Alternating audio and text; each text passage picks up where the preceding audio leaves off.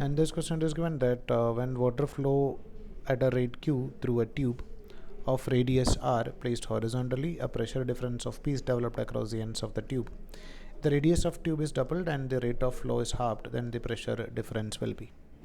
So we know that the equation for rate of flow of liquid, that is dq by dt, is equal to pi into r raised to 4 delta p divided by 8 into eta into L.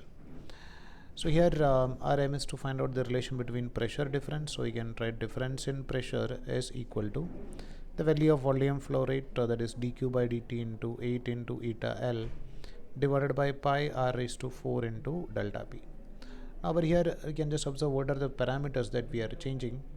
So when water flow rate is q through a tube of radius r and horizontally at a pressure difference of p developed across the ends of the tube, the radius of tube is doubled. Now we are going to change the value of radius, and the flow rate is halved, and we are changing the value of this dq by dt. Then the pressure difference will be, so we'll not have this term delta p over here.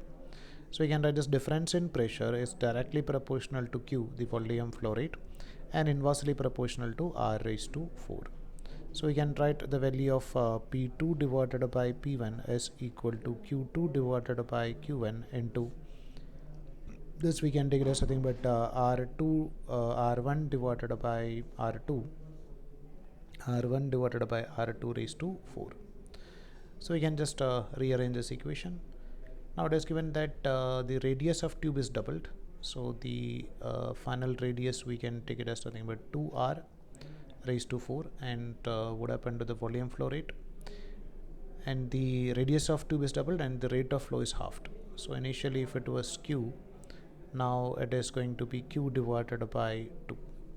So we can write this as 1 by 2 into 1 divided by 16, which is basically 1 divided by 32.